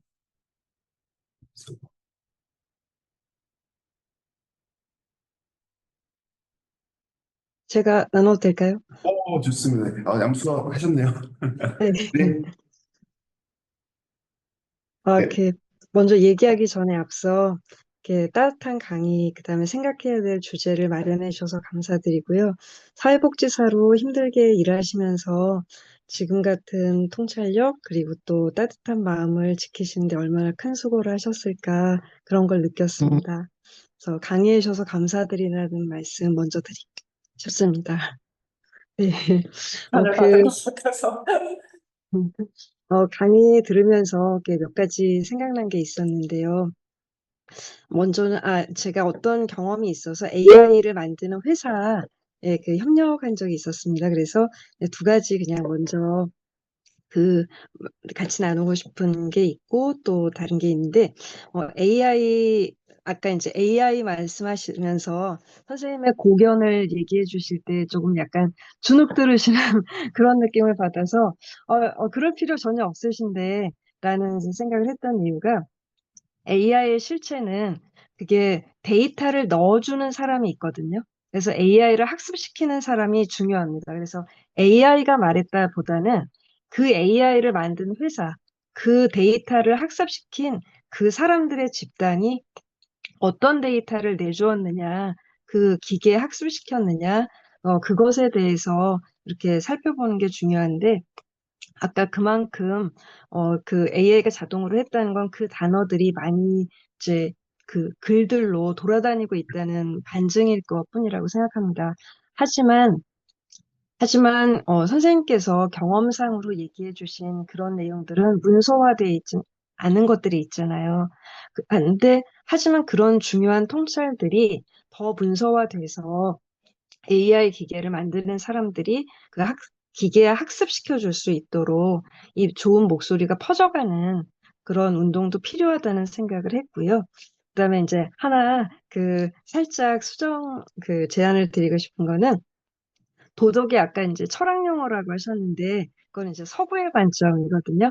그러니까 우리나라 이렇게 동양에서는 그러니까 한국, 중국 이런 데서는 이 동양 그 도덕이 일상 백성들도 쓰는 그러니까 일반 용어 관점이었는데 제일 중요한 게 이걸 왜 지금 이 시간 꼭 굳이 얘기하냐면 그 도덕성을 어떻게 담보할 것인가. 저는 이제 정신장애 이제 약물 문제로 그 정신장애인 당사자들, 그다음에 부모님들, 그다음에 교사들을 이제 계속 만나고 있거든요. 보호하시는 분들, 사회복지사분들 포함해서.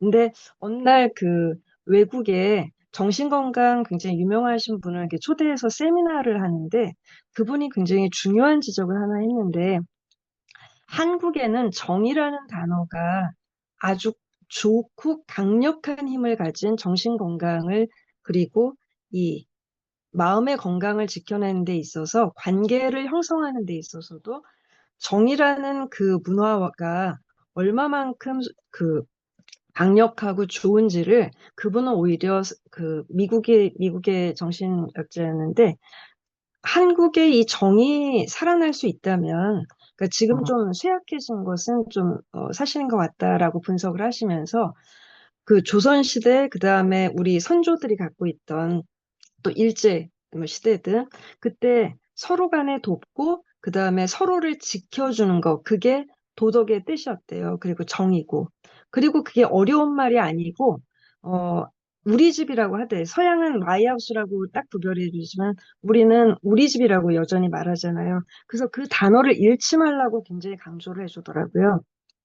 그래서 문득 드는 생각이, 권리, 옹호, 이런 서구에서 자기 중심성만 강조하는 그런 문화적인 배경에서 나온 말을 우리가 계속 퍼뜨려 주는 것보다 더 쉽게, 우리가 정을 갖고, 그러니까 저도 장애인 당사자인데, 장애인이 계속 받기만 한다는 사고방식을 장애인 당사자도 안 갖게 되는 그 중요한 거는 우리가 함께 정으로 서로 간에 따뜻한 마음을 나누고 서로를 함께 지키는 거라고.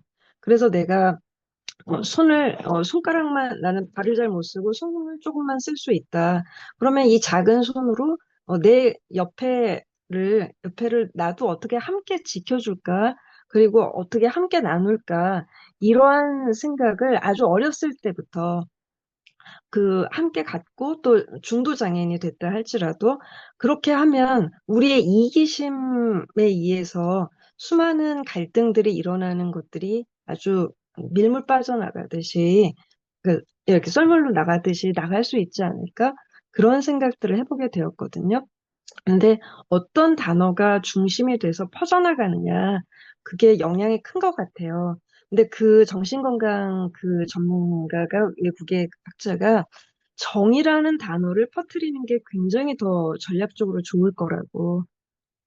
저는 굉장히 동의를 하고 있었는데, 혹시 선생님은 이렇게 이제 장애인들을 더 많이 대하시고 또 현장에서 치열하게 일을 하시는 분인데 이제 지금 이런 제안은 어떻게 생각하시는지 그게 이제 마지막 질문. 예, 저는 좀 길게 얘기해서 죄송하고요. 예.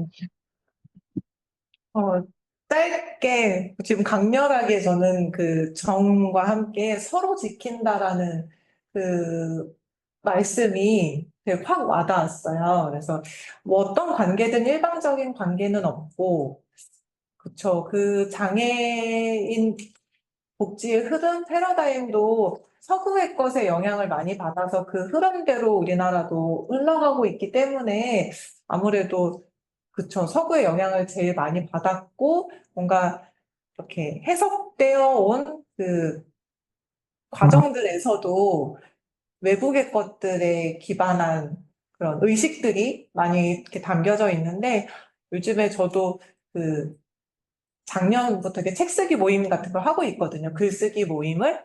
그러면서 이제 어떠한 단어, 말에 담겨 있는 의식을 계속 의식해야 된다라는 것을 저도 계속 의식하고 있어요. 말씀하신 것처럼 서로 지키는, 정에 기반해서 서로 지키는 우리 그 문화를 기반으로 해서 뭔가 장애인 복지 현장도 네, 흘러간다면은 서구에 기반하지 않고 우리나라만의 그 정에 기반한 뭔가 지원과 오고감, 서로 지키는 것들이 이루어질 수 있을 것 같다는 생각에 저도 동의합니다. 감사합니다. 이 한국의 문화가 그런 좋은 문화가 서양의 그 문화보다 더 이렇게 좋은 것 같은데요. 이제 우리나라 문화가 외국으로 나갔으면 좋겠습니다. 그래서 세계가 모두 따뜻해지게. 네. 오늘 어쨌든 오늘 강의 감사합니다. 네. 감사합니다. 네. 예, 또 다른 분 의견 나누시면 고맙겠습니다.